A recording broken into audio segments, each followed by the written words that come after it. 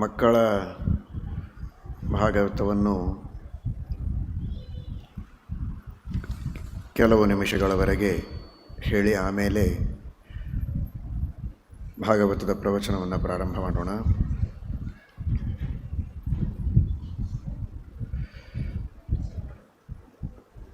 ಮಕ್ಕಳೆಲ್ಲ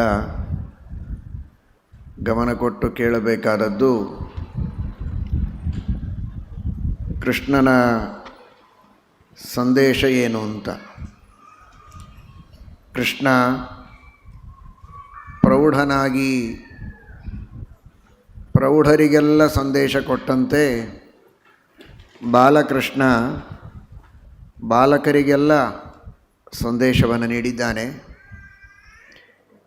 ಚಿಕ್ಕ ಮಕ್ಕಳಿದ್ದಾಗಲೇ ಯಾವ ರೀತಿ ಸಂಸ್ಕಾರಗಳನ್ನು ಪಡೆದುಕೊಳ್ಳಬೇಕು ಅಂತ ಕೃಷ್ಣ ತೋರಿಸಿದ್ದಾನೆ.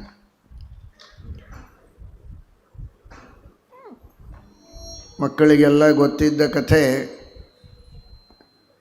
ಕೃಷ್ಣ ಬೆಣ್ಣೆ ತಿಂತಾ ಇದ್ದ ಅಂತ. ಬೆಣ್ಣೆ ಕದ್ದು ಬೆಣ್ಣೆ ತಿಂತಾ ಇದ್ದ ಕೃಷ್ಣ ಅಂತ ಕಥೆ ಕೇಳಿದ್ದೀರಿ, ಗೊತ್ತಿದೆಯೋ ಇಲ್ವೋ? ಕೃಷ್ಣ ಬೆಣ್ಣೆ ತಿನ್ನೋ ಕಥೆ.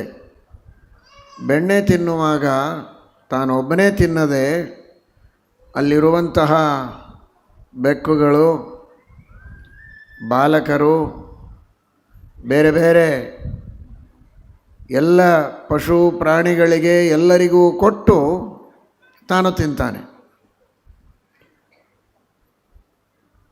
ಹಾಗಾದರೆ ಕೃಷ್ಣನ ಕಥೆಯನ್ನು ಕೇಳಿ ಮಕ್ಕಳೆಲ್ಲ ಕಲಿಯಬೇಕಾದ ಪಾಠ ಏನು ಅಂದರೆ, ಏನೇ ನಿಮ್ಮ ತಾಯಿ ನಿಮಗೆ ಕೊಟ್ಟರು, ಬೇರೆ ಯಾರದಾದರೂ ಮನೆಯಲ್ಲಿ ಹೋದಾಗ ಕೊಟ್ಟರೂ ಕೂಡ ನೀವು ತಿನ್ನುವಾಗ ನಿಮ್ಮ ಜೊತೆಗೆ ನಿಮ್ಮ ಗೆಳೆಯಂದಿರಿಗೆ, ಗೆಳತಿಯರಿಗೆ ಎಲ್ಲರಿಗೆ ಕೊಟ್ಟು ತಿನ್ನಬೇಕೇ ಹೊರತು ಒಬ್ಬರೇ ತಿನ್ನಬಾರದು ಅನ್ನುವುದನ್ನು ಕೃಷ್ಣ ಕಲಿಸಿದ್ದಾನೆ.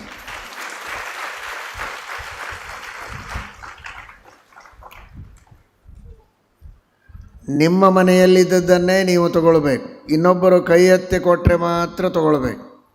ಇದು ಕೃಷ್ಣನ ಸಂದೇಶ ಅಲ್ಲ. ಮತ್ತು ಕೃಷ್ಣ ಕಳ್ಳ ಅಂತ ಹೇಳ್ತಾರಲ್ಲ, ಬೇರೆಯವರ ಮನೆಯಲ್ಲಿದ್ದದ್ದು ಕದ್ದಾನೆ ಅಂತ. ಎಲ್ಲರ ಮನೆಯೂ ದೇವರ ಮನೆಯೇ. ಜಗತ್ತಿನಲ್ಲಿರುವ ಎಲ್ಲರ ಮನೆಯೂ ದೇವರ ಮನೆ. ಎಲ್ಲವೂ ಅವನ ಮನೆಯಾದದ್ದರಿಂದ ತನ್ನ ಮನೆಯೊಳಗಿನ ಬೆಣ್ಣೆಯನ್ನೇ ಕೃಷ್ಣ ತಾನು ತೆಗೆದುಕೊಂಡಿದ್ದಾನೆ. ನಿಮಗೂ ಒಂದು ಬಿಟ್ಟು 2 ಮನೆ 10 ಮನೆಗಳಿದ್ದರೆ ಅವಶ್ಯವಾಗಿ ಎಲ್ಲ ಮನೆಗಳಲ್ಲಿದ್ದ ಬೆಣ್ಣೆಯನ್ನು ನೀವು ತಗೊಳ್ಬೋದು. ಆದರೆ ಕೃಷ್ಣ ಬೇರೆಯವರ ಮನೆಯಲ್ಲಿದ್ದದ್ದನ್ನು ತಗೊಂಡ ಅಂತ ನೀವು ಇನ್ನೊಬ್ಬರ ಮನೆಯಲ್ಲಿ ಬೆಣ್ಣೆಗೆ ಕೈ ಹಾಕಲಿಕ್ಕೆ ಹೋಗಬೇಡಿ. ನಿಮ್ಮ ತಂದೆ ತಾಯಿ ಶ್ರೀಮಂತರಾಗಿ 4-8 ಮನೆಗಳನ್ನು ಕಟ್ಟಿ ಎಲ್ಲ ಕಡೆಗೂ ಬೇಕಾದಷ್ಟು ಹಾಲು, ಮೊಸರು, ಬೆಣ್ಣೆ, ತುಪ್ಪ, ಭಕ್ಷ್ಯ ಇಟ್ಟಿದ್ದರೆ ಅವಶ್ಯವಾಗಿ ತಿನ್ನಿ. ಕೃಷ್ಣನ ಮನೆಯೇ ಎಲ್ಲವೂ ಅಂತ ಕೃಷ್ಣ ತಗೊಂಡ. ಆದರೆ ನೀವು ಮಾತ್ರ ನಿಮ್ಮ ಮನೆಯಲ್ಲಿ ತೆಗೆದುಕೊಳ್ಳಿ. ತೆಗೆದುಕೊಂಡಾಗ ಎಲ್ಲರಿಗೂ ಕೊಟ್ಟು ಆಮೇಲೆ ತಿನ್ನಬೇಕು. ತಿನ್ನುವಾಗ ಕೃಷ್ಣನ ಸ್ಮರಣೆ, ರಾಮನ ಸ್ಮರಣೆ ಮಾಡಿ ತಿನ್ನಿ. ಆ ರೀತಿ ತಿಂದರೆ ಒಳ್ಳೆ ಬುದ್ಧಿ ಬರುತ್ತದೆ, ಒಳ್ಳೆ ಶಕ್ತಿ, ಒಳ್ಳೆಯ ಆರೋಗ್ಯ ಎಲ್ಲವನ್ನೂ ಕೃಷ್ಣ ಕೊಡ್ತಾನೆ. ಈ ಸಂದೇಶವನ್ನು ಭಾಗವತದಿಂದ ಮಕ್ಕಳೆಲ್ಲ ಚೆನ್ನಾಗಿ ತಿಳಿದುಕೊಂಡು ಬೆಣ್ಣೆ ತಿನ್ನೋದೊಂದೇ ಅಲ್ಲ, ಏನು ಕೊಟ್ಟಾಗಲೂ ಕೃಷ್ಣನ ದೇವರ ಸ್ಮರಣೆ ಮಾಡದೆ ಬಾಯಿಯಲ್ಲಿ ಒಂದು ತುತ್ತು ಇಡಬಾರದು, ಒಂದು ಗುಟುಕು ನೀರನ್ನು ಕುಡಿಯಬಾರದು. ಕೃಷ್ಣ ರಾಮ ಅಂತ ಹೇಳಿಯೇ ನೀವು ಆಹಾರವನ್ನು ತೆಗೆದುಕೊಂಡ್ರೆ ಒಳ್ಳೆ ಬುದ್ಧಿವಂತರು, ಒಳ್ಳೆ ಆರೋಗ್ಯವಂತರಾಗ್ತೀರಿ. ಇದನ್ನು ಚೆನ್ನಾಗಿ ಎಲ್ಲರೂ ಮನಸ್ಸಿನಲ್ಲಿ ಇಟ್ಟುಕೊಳ್ಳಿ. ಅರ್ಥ ಆಯ್ತಲ್ಲ ಎಲ್ಲರಿಗೂ? ಶ್ರೀ ಗುರುಭ್ಯೋ ನಮಃ. ಸೃಷ್ಟಿಸ್ಥಿತ್ಯಪ್ಯಯೇಹಾ ನಿಯತಿದೃಶಿ ತಮೋಬಂಧಮೋಕ್ಷಾಶ್ಚ ಯಸ್ಮಾತ್ ಅಸ್ಯ ಶ್ರೀ ಬ್ರಹ್ಮರುದ್ರಪ್ರಭೃತಿಸುರನರದ್ವೀಷಶತ್ರುವಾತ್ಮಕಸ್ಯ ವಿಷ್ಣೋರ್ವ್ಯಸ್ತಾಃ ಸಮಸ್ತಾಃ ಸಕಲಗುಣನಿಧಿಃ ಸರ್ವದೋಷವ್ಯಪೇತಃ ಪೂರ್ಣಾನಂದಾವ್ಯಯೋ ಯೋ ಗುರುರಪಿ ಪರಮಶ್ಚಿಂತಯೇತಂ ಮಹಾಂತಂ. ಜನ್ಮಾದ್ಯಸ್ಯ ಯತೋನ್ಮಯಾದಿತರತಶ್ಚಾರ್ಥೇಷ್ವಭಿಜ್ಞಸ್ವರಾಟ್ ತೇನೇ ಬ್ರಹ್ಮಹೃದಾಯ ಆದಿಕವಯೇ ಮುಹ್ಯಂತಿ ಯಂ ಸೂರಯಃ ತೇಜೋವಾರಿ ಮೃದಾಂ ಯಥಾ ವಿನಿಮಯೋ ಯತ್ರ ತ್ರಿಸರ್ಗೋ ಮೃಷಾ ಧಾಮ್ನಾ ಸ್ವೇನ ಸದಾ ನಿರಸ್ತಕುಹಕಂ ಸತ್ಯಂ ಪರಂ ಧೀಮಹಿ. ಧರ್ಮವಿಜ್ಞಾನವೈರಾಗ್ಯಪರಮೈಶ್ವರ್ಯಶಾಲಿನಃ ಆನಂದತೀರ್ಥಭಗವತ್ಪಾದಾನ್ ವಂದೇ ನಿರಂತರಂ. ಭವತಿ ಯದನುಭಾವಾದೇಡಮೂಕೋಪಿ ವಾಗ್ಮೀ ಜಡಮತಿರಪಿ ಜಂತುರ್ಜಾಯತೆ ಪ್ರಾಜ್ಞಮೌಲಿಃ. ಸಕಲವಚನಚೇತೋ ದೇವತಾ ಭಾರತೀ ಸಾ ಮಮ ವಚಸಿ ನಿಧತ್ತಾಂ ಸನ್ನಿಧಿಂ ಮಾನಸೇ ಚ. ನಮೋऽस्तु ತಾತ್ವಿಕಾ ದೇವಾಃ ವಿಷ್ಣುಭಕ್ತಿಪರಾಯಣಾಃ ಧರ್ಮಮಾರ್ಗೇ ಪ್ರೇರಯಂತು ಭವಂತಃ ಸರ್ವ ಏವ ಹಿ. ನೌಮಿನ್ಯಾಯಸುಧಾದಿಕೃಜ್ಜಯಮುನೀನ್ ಶ್ರೀಪಾದರಟ್ಸನ್ಮಣೀನ್ ವ್ಯಾಸಾರ್ಯಾನ್ ವಿವಿಧಾಗಮಬ್ಧಿವಿಹರಾನ್ ಶ್ರೀವಾದಿರಾಜಾನಪಿ ವಂದೇ ಹಂಸವರಾನ್ ರಘುತ್ತಮಗುರೂನ್ ವೈದಗ್ಧ್ಯಪಾರಾಂ ನಿಧೀನ್. ಶ್ರೀ ಸತ್ಯವ್ರತರಾಘವೇಂದ್ರಮುನಿಪಾನ್ ಸದ್ಬೋಧಸಧ್ಯಾನಪಾನ್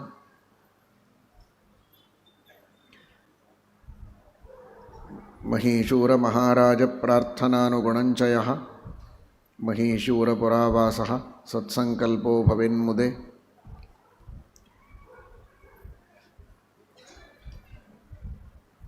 ಸತ್ಯಪೂರ್ವೇ ತು ಸಂಕಲ್ಪೇ ಸಂತುಷ್ಟಸ್ವಗುರೂಚಯಃ ಸತ್ಯಸಂತುಷ್ಟನಾಮಾನಂ ಯತಿರಾಜಂ ತಮಾಶ್ರಯೇ.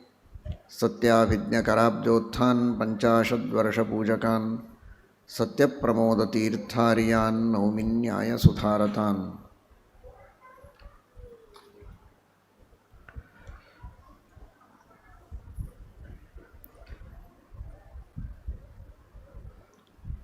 ಸನಕಾದಿ ಮಹರ್ಷಿಗಳು ತಿಳಿಸಿದಂತೆ, ನಾರದರು ವರ್ಣನೆ ಮಾಡಿದಂತೆ,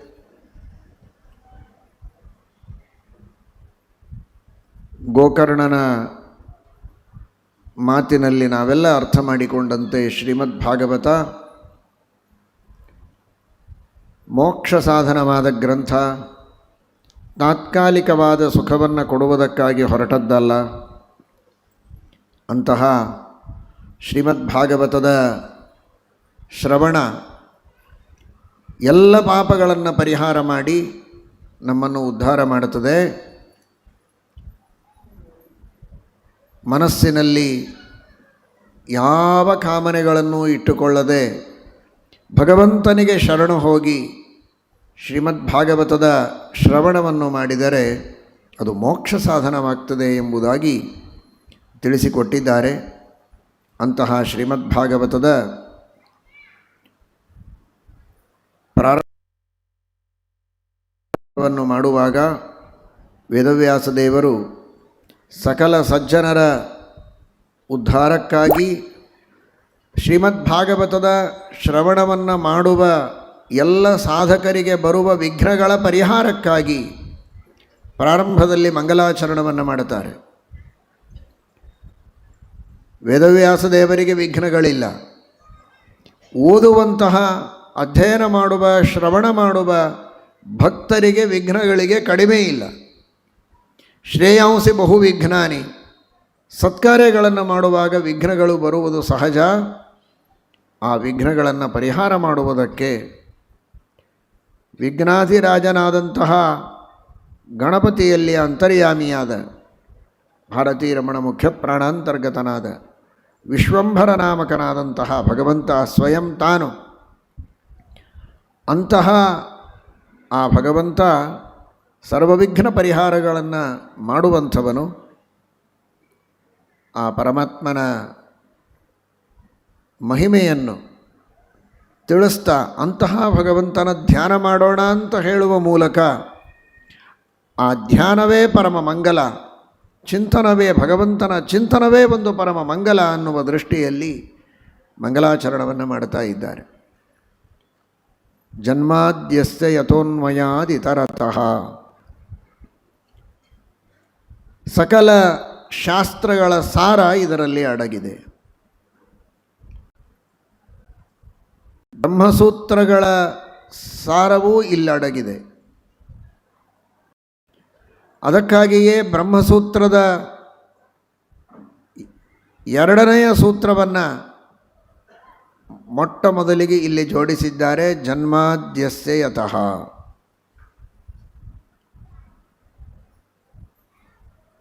ಮೊದಲ ಸೂತ್ರದಲ್ಲಿ ಹೇಳಿದ ಜಿಜ್ಞಾಸಾವನ್ನು ಧೀಮಹಿ ಅನ್ನುವುದರಿಂದ ಸೂಚನೆ ಮಾಡುತ್ತಾರೆ. ಧೀಮಹಿ ಎನ್ನುವ ಶಬ್ದವನ್ನು ಪ್ರಯೋಗ ಮಾಡುವ ಮೂಲಕ ಧೀಮಹಿ ಎಂಬ ಶಬ್ದದಿಂದ ಕೂಡಿದ ಗಾಯತ್ರಿ ಮಂತ್ರದ ಭಾಷ್ಯದ ರೂಪದಲ್ಲಿ, ವ್ಯಾಖ್ಯಾನದ ರೂಪದಲ್ಲಿ ಸಮಗ್ರವಾದ ಶ್ರೀಮದ್ ಭಾಗವತ ಹೊರಟಿದೆ ಎನ್ನುವ ದೃಷ್ಟಿಯನ್ನಿಟ್ಟುಕೊಂಡು ಭಾಗವತದ ಚಿಂತನವನ್ನು ಮಾಡಿ ಅಂತ ವೇದವ್ಯಾಸದೇವರು ಸೂಚನೆ ಮಾಡುತ್ತಾರೆ.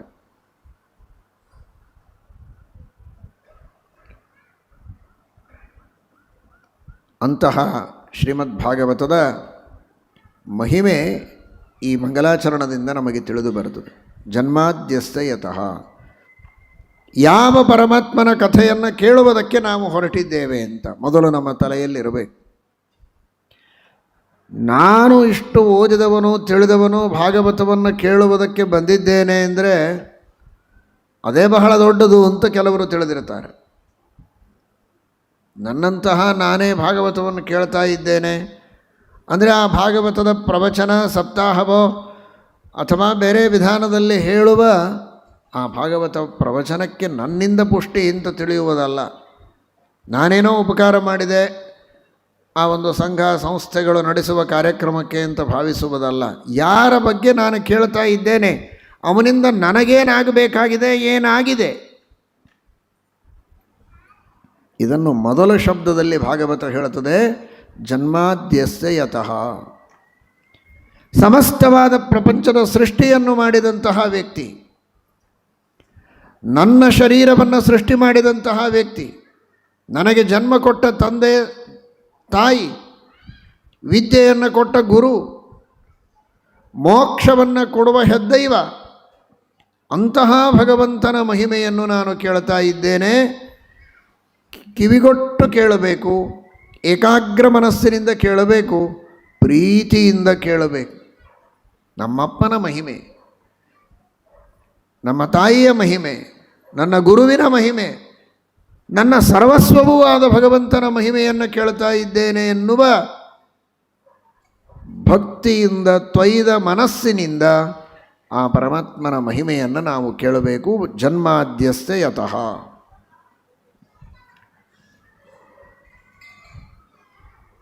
ಭಗವಂತ ನಮಗೆ ಎಂತಹ ದೊಡ್ಡ ಅನುಗ್ರಹವನ್ನು ಮಾಡಿದ್ದಾನೆ.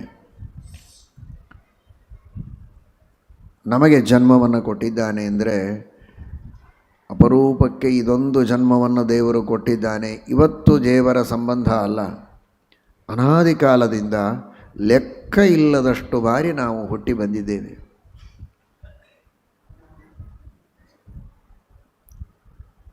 ಒಂದು ದಿವಸ ಒಬ್ಬ ಮನೆಗೆ ಕರೆದು ಊಟಕ್ಕೆ ಹಾಕಿದರು. ಬಹಳ ಒಳ್ಳೆಯ ರುಚಿಯಾದ ಅಡುಗೆಯನ್ನು ಮಾಡಿ ರುಚಿಗಿಂತಲೂ ಹೆಚ್ಚು ಪ್ರೀತಿಯಿಂದ ಆದರ ಗೌರವಗಳಿಂದ ಊಟ ಮಾಡಿಸಿದರೆ ನೆನಪಿಟ್ಟುಕೊಂಡಿರ್ತೇವೆ. ಅದರಲ್ಲಿಯೂ ವಿಶೇಷವಾಗಿ ಇದ್ದೂರಿನಲ್ಲಿ ಸುಮ್ಮನೆ ಕರೆದು ಊಟಕ್ಕೆ ಹಾಕೋದಕ್ಕಿಂತಲೂ ಯಾತ್ರೆಗೆ ಹೋದಾಗ, ಪರಸ್ಥಳದಲ್ಲಿ ಯಾರೂ ಗೊತ್ತಿಲ್ಲದಿರುವಾಗ ಬನ್ನಿ ನಮ್ಮ ಮನೆಗೆ ಅಂತ ಆತಿಥ್ಯ ಮಾಡಿ ಎಂದೋ ಒಂದು ದಿನ ಊಟಕ್ಕೆ ಹಾಕಿದ್ದರು, ಅವಕಾಶ ಕೊಟ್ಟಿದ್ದರು. ಅದನ್ನು ಇಡೀ ಜೀವನದಲ್ಲಿ ನೆನಪಿಟ್ಟಿರ್ತಾನೆ. ಯಾಕೆಂದರೆ ಎಲ್ಲಿರಬೇಕು, ಏನು ಮಾಡಬೇಕು, ಯಾರು ಮಾತನಾಡಿಸುವವರಿಲ್ಲ ಅನ್ನುವ ಪರಿಸ್ಥಿತಿಯಲ್ಲಿ ಒಬ್ಬ ಕೈ ಹಿಡಿದರೆ ಅದನ್ನು ಇಡೀ ಜೀವನದಲ್ಲಿ ಮನುಷ್ಯ ನೆನೆಸ್ತಾನೆ.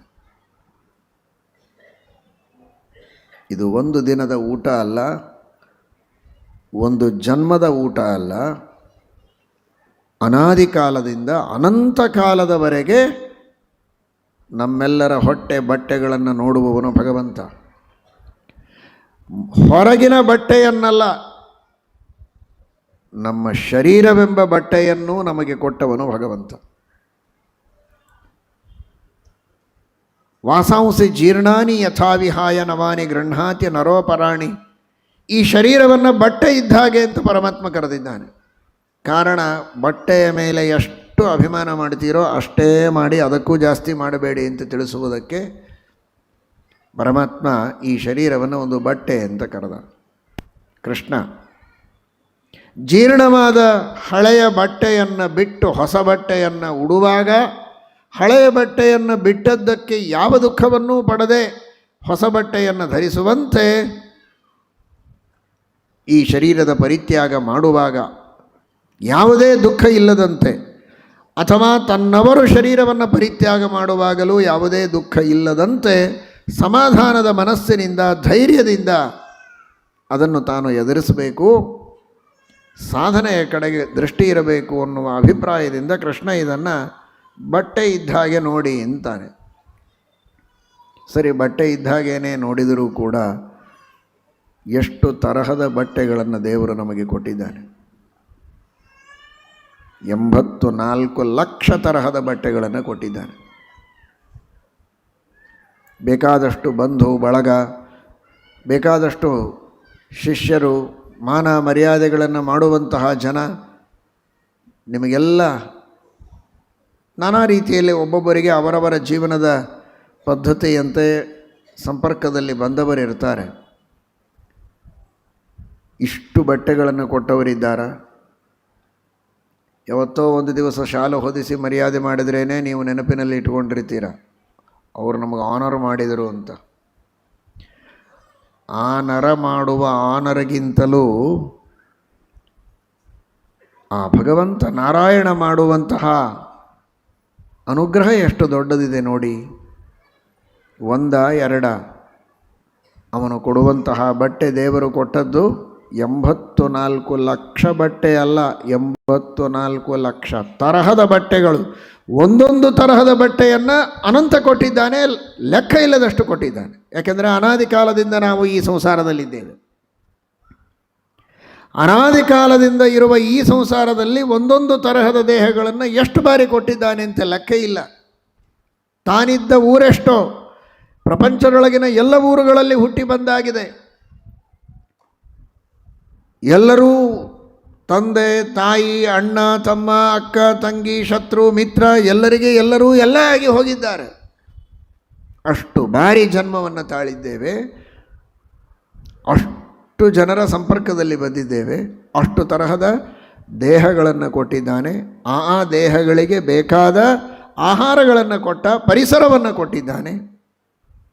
ಬಟ್ಟೆ ಅಂತಂದರೆ ಅಭಿಮಾನ ಬಿಡೋದಕ್ಕೆ ಹೇಳಿದ್ದು. ನಿಜವಾದ ಬಟ್ಟೆ ಅಂದರೆ ಎಂಥ ಬಟ್ಟೆ ಇದು? ಸಾಮಾನ್ಯನ ಮಾನವನ ಶರೀರ ಎಷ್ಟು ಅದ್ಭುತವಾದದ್ದು.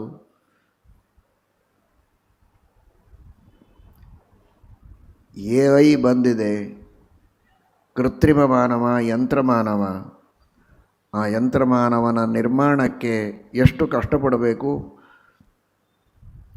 ಎಷ್ಟೆಲ್ಲ ಕಷ್ಟಪಟ್ಟು ಅದರ ನಿರ್ಮಾಣವನ್ನು ಎಷ್ಟು ಜನ ಸೇರಿ ಮಾಡಬೇಕಾಗತ್ತೆ. ಆದರೆ ತಾಯಿಯ ಹೊಟ್ಟೆಯಲ್ಲಿ ಎಷ್ಟು ಜನ ಕೆಲಸ ಮಾಡ್ತಾರೆ? ಫ್ಯಾಕ್ಟ್ರಿ ಇದೆಯಾ? ಸಾಫ್ಟ್ವೇರ್ ಇಂಜಿನಿಯರ್ಸ್ ಎಲ್ಲ ಇರ್ತಾರ, 100 ಜನ. ಯಾರ್ಯಾರೂ ಇಲ್ಲದಂತೆ ಜನ್ಮಾದ್ಯಸ್ಯ ಯತಃ, ಯಾವ ಭಗವಂತ ತಾನೊಳಗಿದ್ದು ಗರ್ಭದೊಳಗಿದ್ದು ಆ ಮಗುವಿನ ಸೃಷ್ಟಿಯನ್ನು ಮಾಡ್ತಾನೆ. ಎಂತಹ ಅದ್ಭುತವಾದ ಬ್ರೈನು, ಎಂತಹ ಅದ್ಭುತವಾದಂತಹ ಅಂಗಗಳು. ಯಾವ ಒಂದೊಂದು ಅಂಗಗಳ ಬಗ್ಗೆ ತಿಳಿದುಕೊಳ್ಳುವುದಕ್ಕೆ ಸ್ಪೆಷಲೈಸೇಷನ್ ಮಾಡ್ತಾರೆ. ವರ್ಷಗಟ್ಟಲೆ ಓದಿ ಅದರ ಬಗ್ಗೆ ತಿಳಿದುಕೊಳ್ಳುವ ಪ್ರಯತ್ನ ಮಾಡ್ತಾರೆ, ಆದರೂ ಪೂರ್ಣ ತಿಳಿದಿರೋದಿಲ್ಲ. ನಾನು ಎಡಗೈ ಸ್ಪೆಷಲಿಸ್ಟು, ಬಲಗೈ ಇದಲ್ಲ ಅಂತಾನೆ. ತಿಳಿದುಕೊಳ್ಳೋದಕ್ಕಾಗ್ತಾ ಇಲ್ಲ ಇನ್ನೂ ಮಾನವನಿಗೆ, ಪ್ರಯತ್ನದಲ್ಲಿದ್ದಾನೆ. ಸಾಕಷ್ಟು ಪ್ರಗತಿಯನ್ನು ಪಡೆದಿದ್ದರೂ ಇನ್ನೂ ಇದೆ ಸಾಕಷ್ಟು ತಿಳಿಯಬೇಕಾದದ್ದು. ಅಂತಹ ಅದ್ಭುತವಾದ ಶರೀರದ ನಿರ್ಮಿತಿ ತನ್ನಷ್ಟಕ್ಕೆ ತಾನೇ ಆಗುವುದಕ್ಕೆ ಸಾಧ್ಯವೇ? ಅನ್ವಯಾತ್ ಇತರತಃ, ಇದೇ ಯುಕ್ತಿ ಅಂತಾರೆ ಶ್ರೀಮದಾಚಾರ್ಯರು. ಇಂತಹ ಅದ್ಭುತವಾದ ಶರೀರದ ನಿರ್ಮಿತಿಗೆ ಒಬ್ಬ ಉತ್ತಮನಾದಂತಹ ಚೇತನನ ಕೈವಾಡ ಇಲ್ಲದಂತೆ ತನ್ನಷ್ಟಕ್ಕೆ ತಾನೇ ಆಗುವುದಕ್ಕೆ ಸಾಧ್ಯ ಇಲ್ಲ. ಭಗವಂತನೇ ಈ ಸೃಷ್ಟಿಯನ್ನು ಮಾಡ್ತಾನೆ ಅಂತ ಹೇಳುವಂತಹ ಅನೂಚಾನ ಪರಂಪರೆಯಿಂದ ಬಂದ ವೇದಗಳು, ಶಾಸ್ತ್ರಗಳು, ಇತಿಹಾಸ ಪುರಾಣಗಳು ಸಾರಿ ಹೇಳುತ್ತವೆ, ಯುಕ್ತಿಗಳು ತಿಳಿಸ್ತವೆ, ಶಾಸ್ತ್ರಗಳು ಅದನ್ನು ಪ್ರತಿಪಾದನೆ ಮಾಡ್ತವೆ, ಪರಂಪರೆಯಿಂದ ಅದನ್ನು ನಂಬಿ ಬಂದದ್ದುಂಟು. ಇಂತಹ ಎಲ್ಲ ಪ್ರಮಾಣಗಳಿಂದ ಆ ಭಗವಂತ ಸೃಷ್ಟಿಯನ್ನು ಮಾಡ್ತಾನೆ. ಜನ್ಮಾದ್ಯಸ್ಯ ಯತಃ. ಯಾರು ನೀನು ಶ್ರೀಮದ್ ಭಾಗವತವನ್ನು ಕೇಳುವುದಕ್ಕೆ ಬಂದು ಕುಳಿತಿದ್ದೀಯಲ್ಲ, ಅಸ್ಯ ಜನ್ಮಾದಿ ಯತಃ. ನಿನ್ನ ಸೃಷ್ಟಿ, ನಿನ್ನ ಬದುಕು, ನಿನ್ನ ಆಹಾರ ವಿಹಾರಗಳು, ನಿನ್ನ ಜ್ಞಾನ, ನಿನ್ನ ಪ್ರವೃತ್ತಿ ಎಲ್ಲವೂ ಆ ಭಗವಂತನಿಂದ ಅಂತ ತಿಳಿ ಅಂತಹ ಪರಮಾತ್ಮನ ಮಹಿಮೆಯನ್ನು ಕೇಳ್ತಾ ಇದ್ದೀನಿ ಎನ್ನುವ ಶ್ರದ್ಧೆಯಿಂದ ಪ್ರೀತಿಯಿಂದ ಕೇಳು ಅನ್ನುವ ದೃಷ್ಟಿಯಲ್ಲಿ ಜನ್ಮಾದಿ ಅಸ್ಯ ಯತಃ. ಅನ್ವಯಾದಿತರತಃ ಅರ್ಥೇಶ್ವಭಿಜ್ಞ ಸ್ವರಾಟ್. ಇಂತಹ ಸಮಸ್ತವಾದ ಜಗತ್ತಿನ ಸೃಷ್ಟ್ಯಾದಿಗಳನ್ನು ಮಾಡುವುದಕ್ಕೆ ಬೇಕಾದ ಪರಿಪೂರ್ಣವಾದಂತಹ ಜ್ಞಾನ ಪರಮಾತ್ಮನಿಗಿದೆ. ಸ್ವಮತಿ ಪ್ರಭವಂ ಜಗದಸ್ಯ ಯತಃ ಪರಬೋಧತನುಂಚ ತತಃ ಖಪತಿಂ. ಆ ಭಗವಂತ ಇಂತಹ ಜಗತ್ತಿನ ನಿರ್ಮಾಣ ಮಾಡುವುದಕ್ಕೆ ಎಷ್ಟು ಜ್ಞಾನವನ್ನು ಪಡೆದುಕೊಂಡಿರಬಹುದು ಅಂತ ಸ್ವಲ್ಪ ವಿಚಾರ ಮಾಡಿ, ಆಲೋಚನೆ ಮಾಡಿ. ಕೇವಲ ಪ್ರವಚನವನ್ನು ಕೇಳುವುದು ಮಾತ್ರ ಬೇಡ, ಮನಸ್ಸಿನಲ್ಲಿ ಚಿಂತನೆ ಮಾಡಿ. ಒಂದು ಸಣ್ಣ ವಸ್ತುವಿನ ನಿರ್ಮಾಣಕ್ಕೆ ಎಷ್ಟು ಜ್ಞಾನ ಬೇಕಾಗ್ತದೆ, ತಿಳುವಳಿಕೆ ಬೇಕಾಗ್ತದೆ. ಒಂದು ಅಡಿಗೆ ಮಾಡಲಿಕ್ಕೆ ಜ್ಞಾನ ಬೇಕು. ಯಾವ ಒಂದು ಪದಾರ್ಥವನ್ನು, ಒಂದು ಹೂ ಪೋಣಿಸುವುದಕ್ಕೂ ಜ್ಞಾನ ಬೇಕು. ಇದ್ದದ್ದನ್ನು ಜೋಡಿಸೋದಷ್ಟೇ ಅದು, ಅದಕ್ಕೂ ಜ್ಞಾನ ಬೇಕು. ಒಂದು ಹೊಲಿಗೆಗೆ ಜ್ಞಾನ ಬೇಕು. ಇನ್ನು ಪೂರ್ಣ ಹೊಸದಾದ ವಸ್ತುವನ್ನು ಮ್ಯಾನುಫ್ಯಾಕ್ಚರ್ ಮಾಡಬೇಕು ಅಂದರೆ ಇನ್ನೆಷ್ಟು ಜ್ಞಾನ ಬೇಕಾಗಲಿಕ್ಕಿಲ್ಲ. ಸಾಫ್ಟ್ವೇರ್ ಇಂಜಿನಿಯರಿಗೆ ಎಷ್ಟು ಬೆಲೆ ಕೊಡ್ತಾರೆ, ಕೇಳಿದಷ್ಟು ಕೊಟ್ಟು. ಯಾಕೆಂದರೆ ಅಷ್ಟು ಅಪರೂಪದ ವಸ್ತುವನ್ನು ಅವರು ನಿರ್ಮಾಣ ಮಾಡಿಕೊಡ್ತಾರೆ ಅಂತ. ಹಾಗಿದ್ದರೆ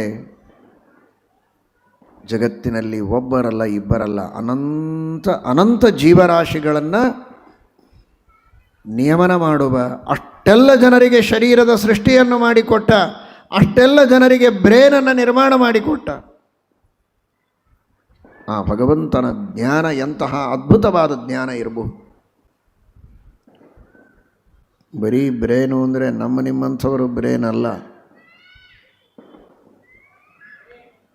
ವಾಯುದೇವರು, ದೇವತೆಗಳು ಎಂಥೆಂತಹ ಮಹಾನುಭಾವರು, ಇಡೀ ವಿಶ್ವವನ್ನು ತಿಳಿದುಕೊಳ್ಳುವಂತಹ ಸಾಮರ್ಥ್ಯ ಇದ್ದವರು. ಸರ್ವಕರ್ಮಕರ್ತ, ಸರ್ವಕರ್ಮ ಕಾರಯಿತ್ರ, ಸರ್ವಕರ್ಮ ಪ್ರೇರಕೇಣ ಅಂತ ಹೇಳುವ ರೀತಿಯಲ್ಲಿ ಅನಂತ ಜೀವರಾಶಿಗಳಿಗೆ ಅವರವರ ಯೋಗ್ಯತೆಗೆ ತಕ್ಕಂತೆ ಕರ್ಮ ಮಾಡಿಸಿ ಫಲ ಕೊಡುವ ವಾಯುದೇವರಿಗೆ ಜ್ಞಾನ ಎಷ್ಟಿರಬಹುದು? ಅನಂತ ವೇದಗಳು ಅವರಿಗೆ ಗೊತ್ತು, ಇತಿಹಾಸ ಪುರಾಣಗಳೆಲ್ಲ ಅವರಿಗೆ ಗೊತ್ತು. ಭಗವಂತನ ಅನಂತ ರೂಪಗಳನ್ನು ಚಿಂತನೆ ಮಾಡುತ್ತಾರೆ, ಅನಂತ ಗುಣಗಳು, ಅನಂತ ಕ್ರಿಯೆಗಳನ್ನು ಚಿಂತನೆ ಮಾಡುತ್ತಾರೆ. ಜೀವರ ಅನಂತ ಕರ್ಮಗಳಿಗೆ ಪ್ರೇರಕರಾಗಿರ್ತಾರೆ. ಅಂದರೆ ಅವರ ಜ್ಞಾನ ಎಷ್ಟು ಅನಂತ. ಅಂತಹ ವಾಯುದೇವರ ಮಸ್ತಿಷ್ಕವನ್ನು ನಿರ್ಮಾಣ ಮಾಡಿದಂತಹ ವ್ಯಕ್ತಿಯು ಈ ಭಗವಂತನೇ. ಜನ್ಮಾದಿ ಅಸ್ಯ ಯತಃ. ಈ ಸಮಸ್ತವಾದ ಪ್ರಪಂಚದಲ್ಲಿ ಎಲ್ಲರೂ ಸೇರಿದ್ದಾರೆ.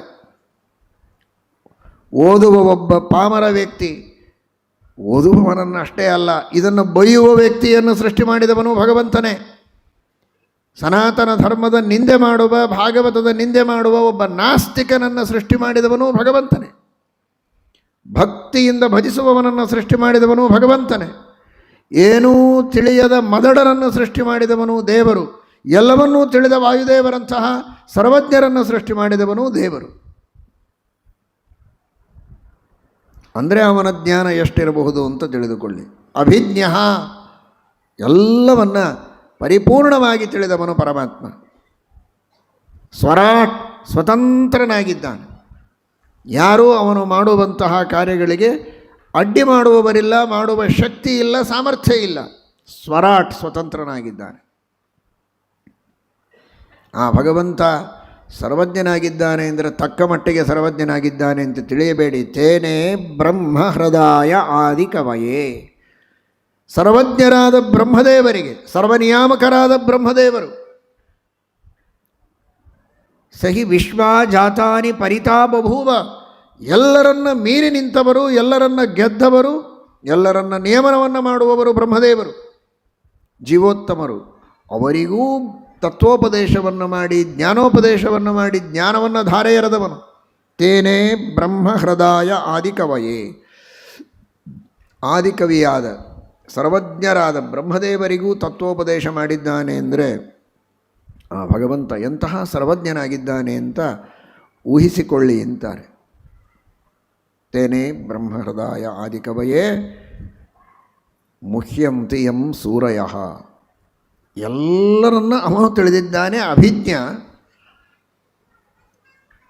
ಅವನನ್ನು ಯಾರೂ ಸ್ವತಂತ್ರವಾಗಿ ತಿಳಿಯುವುದಕ್ಕೆ ಸಾಧ್ಯ ಇಲ್ಲ. ಅಂತಹ ವ್ಯಕ್ತಿತ್ವ ಇದು.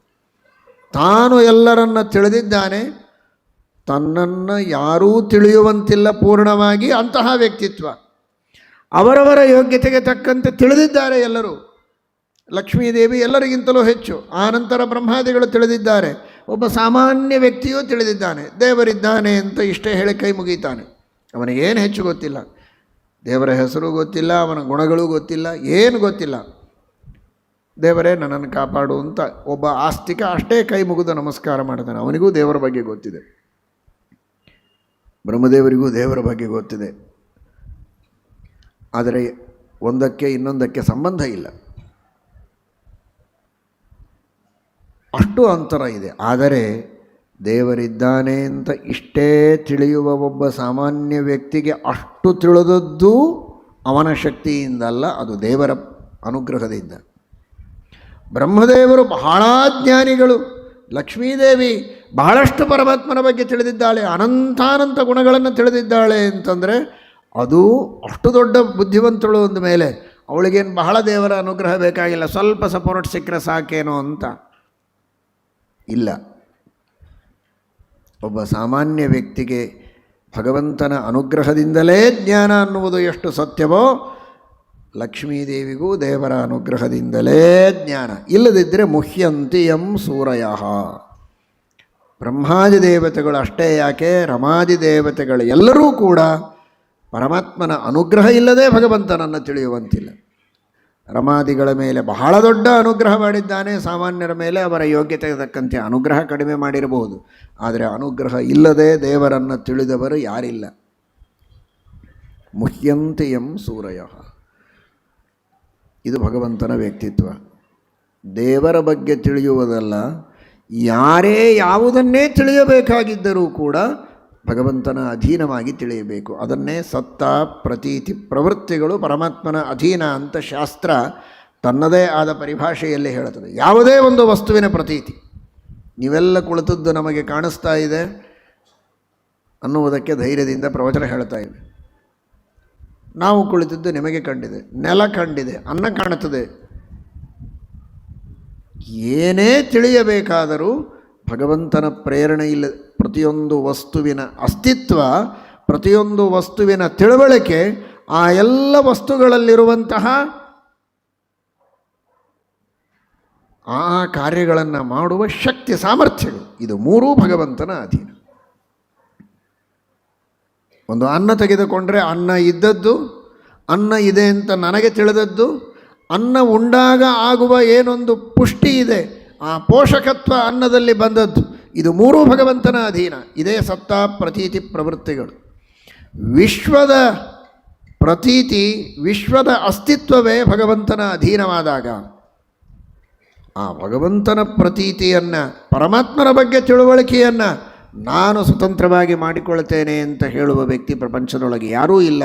ಎಲ್ಲರೂ ಭಗವಂತನ ಅಧೀನರಾಗಿ ಅವನು ಪ್ರಸಾದದಿಂದ, ಅನುಗ್ರಹದಿಂದ ಅವನನ್ನು ತಿಳಿಯಬೇಕು ಅಂತ. ಇದು ದೇವರ ದೊಡ್ಡಸ್ತಿಕೆ. ಮುಹ್ಯಂತಿ ಯಂ ಸೂರಯ.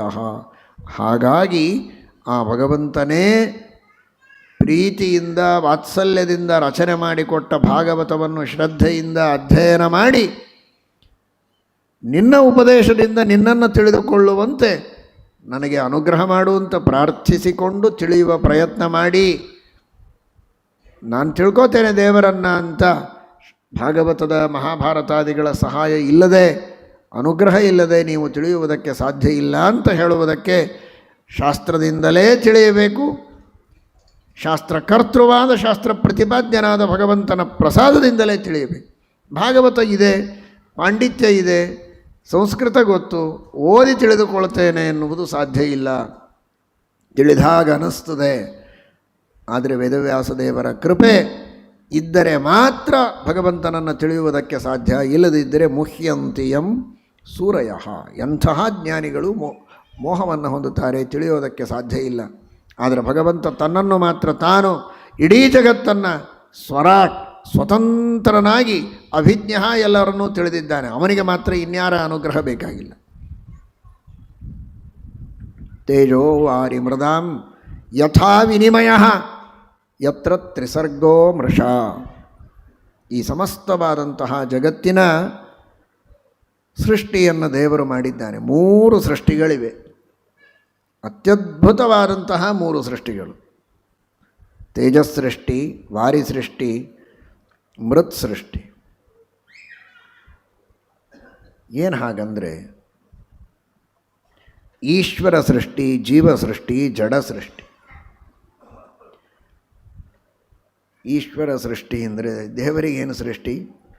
ದೇವರು ಅನಾದಿ, ದೇವರು ನಿತ್ಯ. ಅವನಿಗೆಲ್ಲಿಂದ ಸೃಷ್ಟಿ ಅಂತ ಅಂದ್ಕೊಳ್ಬೇಡಿ.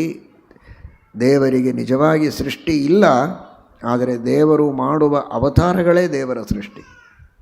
ಅವನ ಪ್ರಾದುರ್ಭಾವವೇ ಅವನ ಸೃಷ್ಟಿ.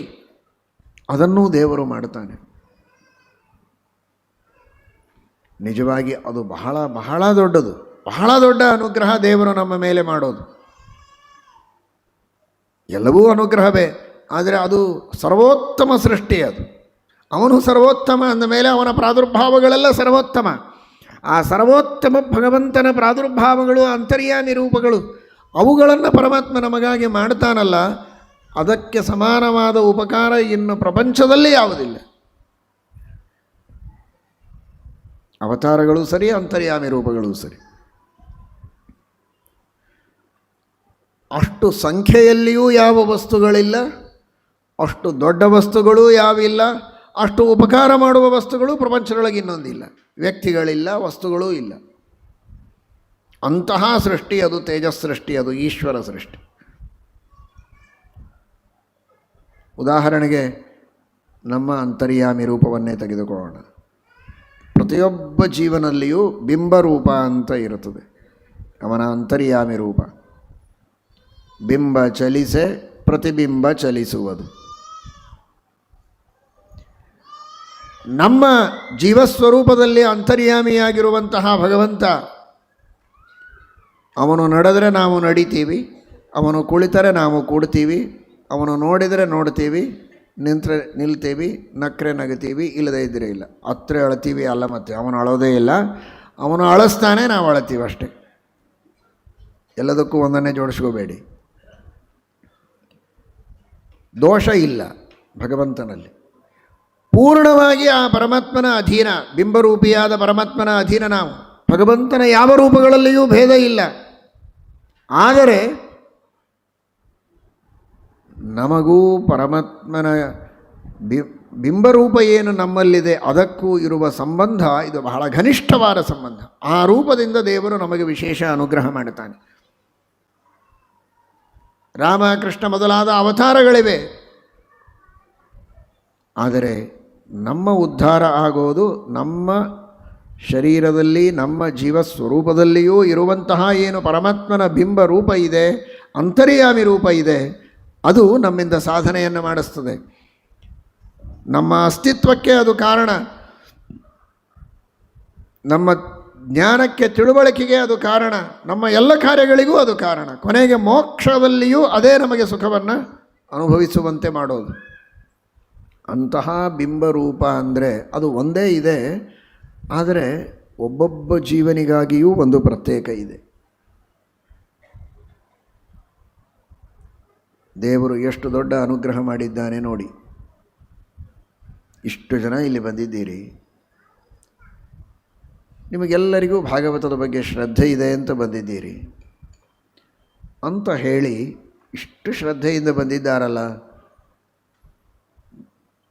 ನಿಮ್ಮನ್ನು ಒಬ್ಬೊಬ್ಬರನ್ನೇ ಕೂಡಿಸಿಕೊಂಡು ನಿಮಗೇನು ಬೇಕೋ ಅದನ್ನು ನಾವು ಭಾಗವತವನ್ನು ಹೇಳ್ತೇವೆ ಅಂತ ಒಬ್ಬೊಬ್ಬರಿಗೆ ಪ್ರತ್ಯೇಕವಾಗಿ ಭಾಗವತವನ್ನು ಏಕಾಂತದಲ್ಲಿ ಕೂಡಿಸಿಕೊಂಡು ನದಿ ತೀರದಲ್ಲಿ, ಕಾವೇರಿ ತೀರದಲ್ಲಿ ಗಂಟೆಗಟ್ಟಲೆ ಹೇಳಿದರೆ ಅದು ಹೆಚ್ಚು ಚೆನ್ನಾಗಿರುತ್ತಲ್ಲ. ನಿಮಗೆ ಬಂದ ಪ್ರಶ್ನೆಗಳಿಗೆ ಉತ್ತರ ಕೊಟ್ಟು ನಿಮಗೆ ಬರೋ ಭಾಷೆಯಲ್ಲಿ ನಿಮಗೋಸ್ಕರ ಅಂತ ಮಾತ್ರ ಭಾಗವತದ ಪ್ರವಚನ ಮಾಡಿದರೆ ಒಬ್ಬೊಬ್ಬರಿಗಾಗಿ ಎಷ್ಟು ಒಬ್ಬೊಬ್ಬರಿಗಾಗಿ ಪ್ರತ್ಯೇಕ ಹೇಳ್ತಾರಲ್ವ ಅಂತ ನಿಮಗೆ ವಿಶೇಷವಾದ ಪ್ರೀತಿ ಬರುತ್ತೋ ಇಲ್ಲ. ಆದರೆ ಹಾಗೆ ಹೇಳಲಿಕ್ಕೆ ಸಾಧ್ಯ ಇದೆಯಾ? ಆ ಶಕ್ತಿ ಇದೆಯಾ ಮಾನವನಿಗೆ? ಆ ಸಾಮರ್ಥ್ಯ, ಆ ಸಮಯ, ಆ ಯೋಗ್ಯತೆ ಯಾವುದೂ ಸಾಧ್ಯ ಇಲ್ಲ. ಆಲೋಚನೆ ಮಾಡಿ, ಪ್ರಪಂಚದೊಳಗಿನ ಎಷ್ಟು ಜೀವರಾಶಿಗಳಿದ್ದಾರೆ, ಒಬ್ಬೊಬ್ಬರಿಗಾಗಿ ಪರಮಾತ್ಮ ತನ್ನ ಒಂದೊಂದು ರೂಪಗಳನ್ನು ಮೀಸಲಾಗಿಟ್ಟಿದ್ದಾನೆ ಅಂದರೆ ದೇವರು ಮಾಡಿದ ಅನುಗ್ರಹ ಎಷ್ಟು ದೊಡ್ಡದು.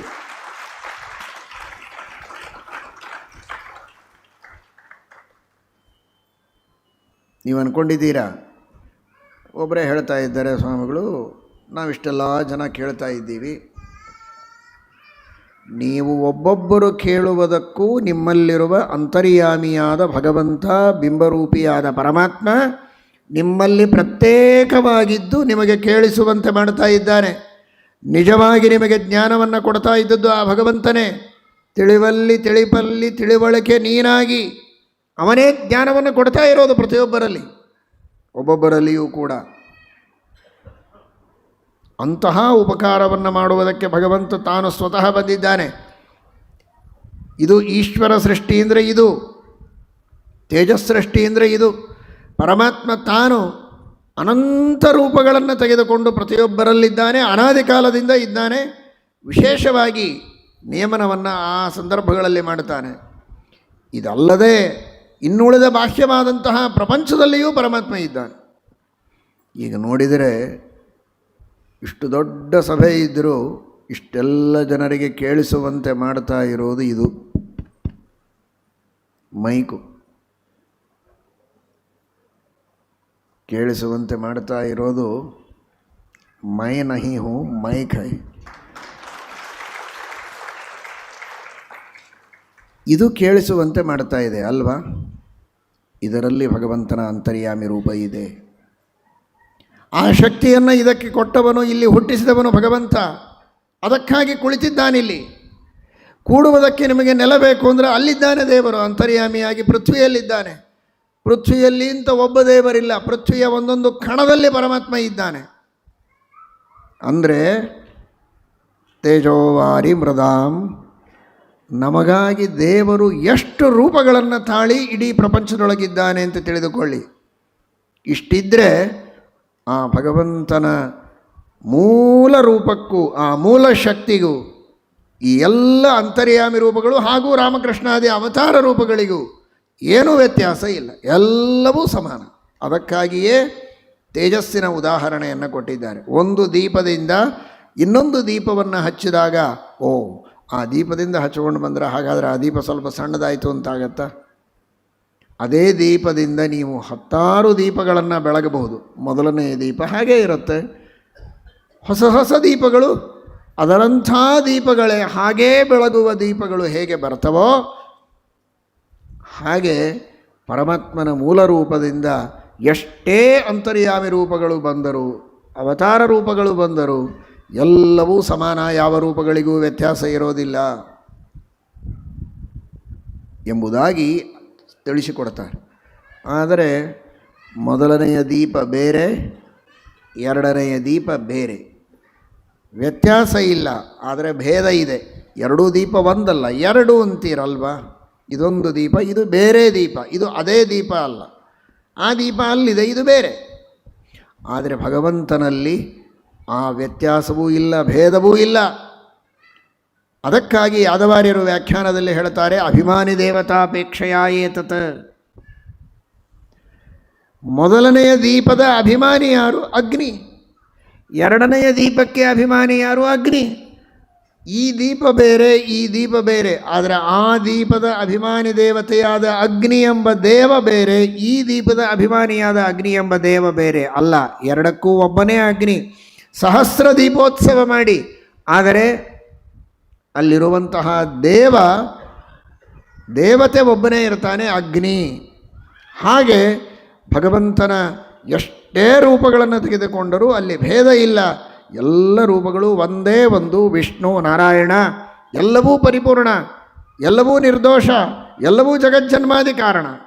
ಅಂತಹ ಭಗವಂತನ ಅನಂತ ರೂಪಗಳನ್ನು ಪರಮಾತ್ಮ ಮಾಡಿದ್ದಾನೆ. ಯಾರಿಗೋಸ್ಕರ? ಜೀವರಿಗೋಸ್ಕರ.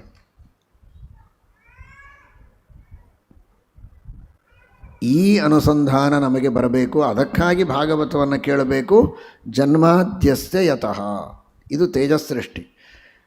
ನಮ್ಮ ರಕ್ಷಣೆಗಾಗಿ ಭಗವಂತ ಅನಂತ ರೂಪಗಳನ್ನು ತೆಗೆದುಕೊಂಡು ನಮಗಾಗಿ ಇದ್ದಾನೆ. ಇನ್ನು ನಮ್ಮ ಸೃಷ್ಟಿಯನ್ನು ಮಾಡಿದ್ದಾನೆ. ಜೀವ ಸೃಷ್ಟಿ. ಜೀವ ಅಂದರೆ ಜೀವನಿಗೆ ಸೃಷ್ಟಿ ಇಲ್ಲ, ಜೀವನನ್ನು ನಿಯಮನ ಮಾಡ್ತಾನೆ. ಜೀವ ಅನಾದಿ.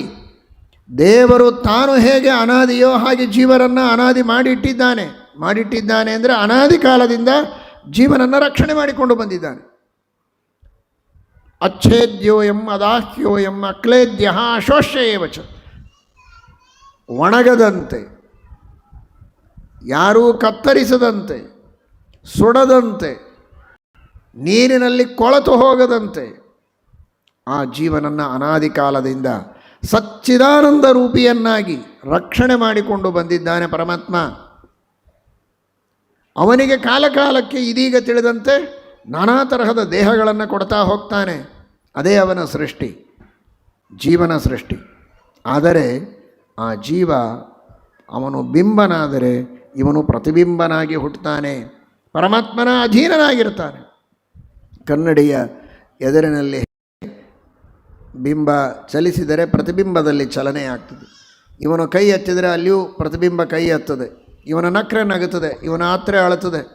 ಕೆಲವರು ಕನ್ನಡಿಯ ಮುಂದೆ ನಿಂತು ಹುಚ್ಚಾಗ್ತಾರೆ, ಏನೇನೋ ಮಾಡ್ತಾ ಕುಳಿತಿರ್ತಾರೆ. ಯಾರಿಲ್ಲದೆ ಇದ್ದಾಗ, ಬೇರೆ ಕೆಲಸ ಇಲ್ಲ ಅಂದರೆ.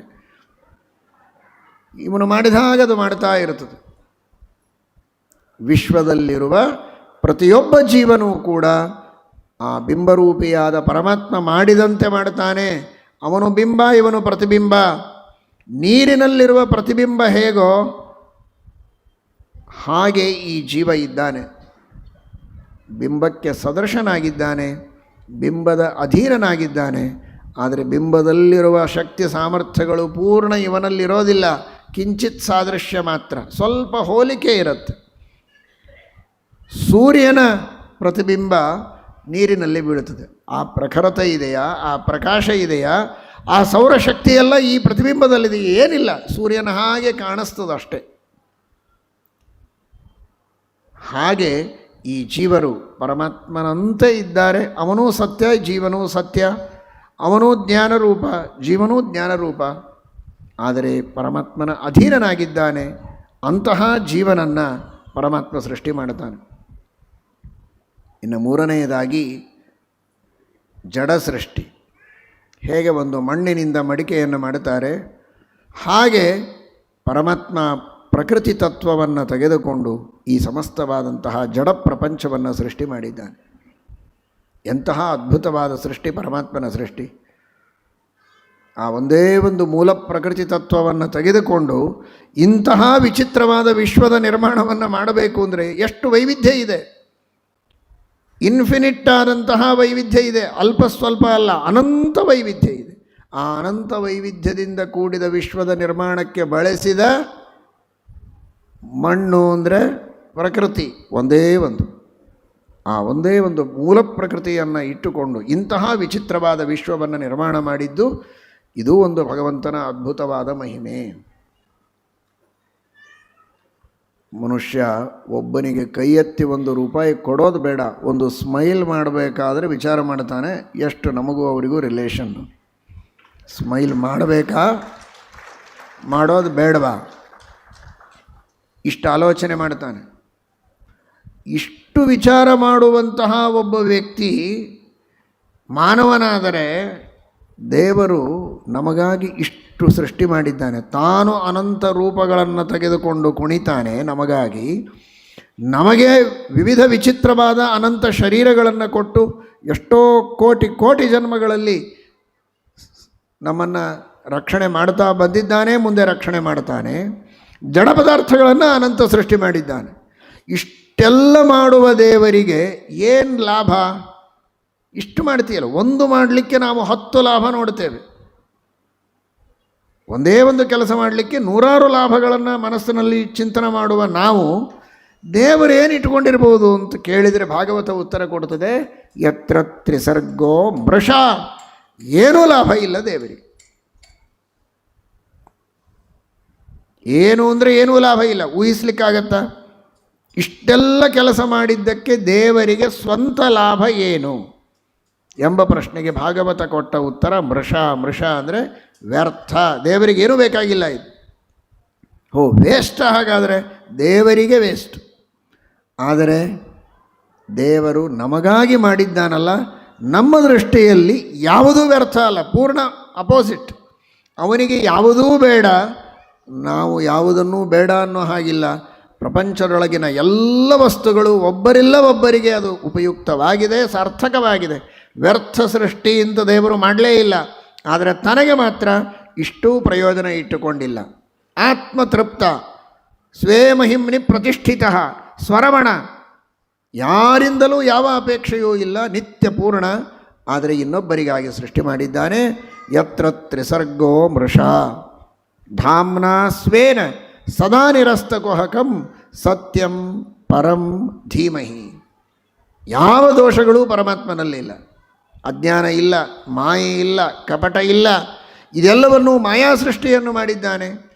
ಇಲ್ಲದೇ ಇದ್ದದ್ದನ್ನು ತೋರಿಸ್ತಾನಷ್ಟೆ. ಐಂದ್ರಜಾಲಿಕ ಮಾಯೆ, ಜಾದೂಗಾರ್, ಇಲ್ಲದೇ ಇದ್ದದ್ದನ್ನೆಲ್ಲ ತೋರಿಸ್ತಾರಲ್ಲ, ಆ ತರಹ ಪರಮಾತ್ಮ ಇದನ್ನು ತೋರಿಸಿದ್ದಾನೆ ಅಂತ ಭಾವಿಸಬೇಡಿ. ಧಾಮ್ನಾ ಸ್ವೇನ ಸದಾ ನಿರಸ್ತಕುಹಕಂ. ಸ್ವತಂತ್ರನಾದ ಪರಮಾತ್ಮ. ಅಶಕ್ತ ಸತ್ಯ ಸೃಷ್ಟೌ ಹಿ ಮಾಯಾ ಸೃಷ್ಟಿಂ ವಿತನ್ವತೆ. ಸತ್ಯ ಸೃಷ್ಟಿಯನ್ನು ಮಾಡುವ ಶಕ್ತಿ ಇಲ್ಲದೇ ಇದ್ದವರು ಮಾಯಾ ಸೃಷ್ಟಿಯನ್ನು ಮಾಡ್ತಾರೆ. ಜಾದೂಗಾರ ಅಷ್ಟೆಲ್ಲ ಸೃಷ್ಟಿ ಮಾಡ್ತಾನೆ, ದುಡ್ಡನ್ನೇ ಸೃಷ್ಟಿ ಮಾಡ್ತಾನೆ. ಕೋಟಿಗಟ್ಟಲೆ ಹಣದ ನೋಟಿನ ರಾಶಿಯನ್ನೇ ತೋರಿಸ್ತಾನೆ. ಜಾದೂ ಮುಗಿದ ಮೇಲೆ ಹಣ ಕೊಡಿ ಅಂತ ಎಲ್ಲರಿಗೆ ಕೇಳ್ತಾನೆ. ತಾನೇ ಸೃಷ್ಟಿ ಮಾಡೋದಾಗಿದ್ದರೆ ನಮಗ್ಯಾಕೆ ಬಂದು ಹಣ ಕೇಳಬೇಕು? ಅದು ಅವನ ವೃತ್ತಿ. ಅವನು ಹೊಟ್ಟೆ ತುಂಬಿದವನಾಗಿದ್ದರೆ ಅವನಿಗೆ ವೃತ್ತಿ ಜೀವನವೇ ಬೇಡ, ಜಾದೂ ವೃತ್ತಿ ಬೇಕಾಗಿರಲಿಲ್ಲ. ಹಾಗಾದರೆ ಅದು ಸತ್ಯ ಅಲ್ಲ, ತೋರಿಕೆಗೆ. ಅದು ಅವನಿಗೆ ತೋರೋದಿಲ್ಲ, ಅವನಿಗೆ ಕೆಲಸಕ್ಕೆ ಬರೋದಿಲ್ಲ. ಅದು ಆ ತರಹ ಅಲ್ಲ ಇದು ಜಗತ್ತು. ಧಾಮ್ನಾ ಸ್ವೇನ ಸದಾ ನಿರಸ್ತ ಕುಹಕಂ. ನಿಸ್ಸೀಮ ಶಕ್ತಿ ಇರೋದರಿಂದ ಪರಮಾತ್ಮನ ಯಾವ ಕುಹಕದಿಂದ ಮಾಯೆಯಿಂದ ಮಾಡಿದ್ದಲ್ಲ ಇದು ಸತ್ಯ ಸೃಷ್ಟಿ. ಸತ್ಯಂ ಪರಂ ಧೀಮಹಿ. ನಿತ್ಯ ನಿರತಿಶಯ ಆನಂದಾನುಭವ ಸ್ವರೂಪನಾಗಿದ್ದಾನೆ ಪರಮಾತ್ಮ. ಪರಿಪೂರ್ಣ ಆನಂದಾನುಭವ ಸ್ವರೂಪನಾಗಿದ್ದಾನೆ, ಗುಣಪರಿಪೂರ್ಣನಾಗಿದ್ದಾನೆ. ಅಂತಹ ಪರಮಾತ್ಮನನ್ನು ನಾವು ಧ್ಯಾನ ಮಾಡೋಣ, ಚಿಂತನೆ ಮಾಡೋಣ.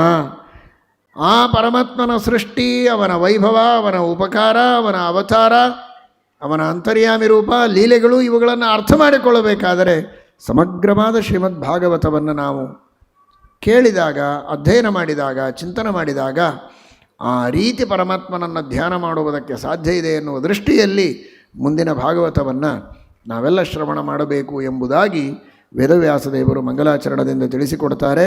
ಸತ್ಯಂ ಪರಂ ಧೀಮಹಿ. ಅಂತಹ ಆ ಭಗವಂತನ ಪರಮ ಪವಿತ್ರವಾದ, ಪರಮ ಮಂಗಲವಾದ, ಮೋಕ್ಷದಾಯಕವಾದಂತಹ ಸ್ವರೂಪವನ್ನು ತಿಳಿದುಕೊಳ್ಳುವುದಕ್ಕೆ ಶ್ರೀಮದ್ಭಾಗವತದ ಶ್ರವಣವನ್ನು, ಚಿಂತನವನ್ನು ಮುಂದುವರಿಸೋಣ. ಗುರುಗಳ ಶ್ರೀಮದಾಚಾರ್ಯರ ವೇದವ್ಯಾಸದೇವರ ಕೃಪೆಯಿಂದ ಎಲ್ಲರಿಗೂ ಶುದ್ಧವಾದ ಯಥಾರ್ಥವಾದ ಜ್ಞಾನ ಬರಲಿ. ಎಲ್ಲ ವಿಘ್ನಗಳ ಪರಿಹಾರ ಆಗಿ ಶ್ರೀಮದ್ಭಾಗವತದ ಪ್ರಮೇಯಗಳ, ಭಗವಂತನ ಲೀಲೆಗಳ, ಚರಿತ್ರೆಗಳ ಜ್ಞಾನ ಎಲ್ಲರಿಗೂ ಆಗಲಿ ಅಂತ ಪ್ರಾರ್ಥನೆಯನ್ನು ಮಾಡೋಣ. ಶ್ರೀಕೃಷ್ಣಾರ್ಪಣಮಸ್ತು. ರಾಮ ರಾಮ ರಾಮ ರಾಮ ರಾಮ ರಾಮ ರಾಮ ರಾಮ ರಾಮ ರಾಮ ರಾಮ ರಾಮ ರಾಮ ರಾಮ ರಾಮ ರಾಮ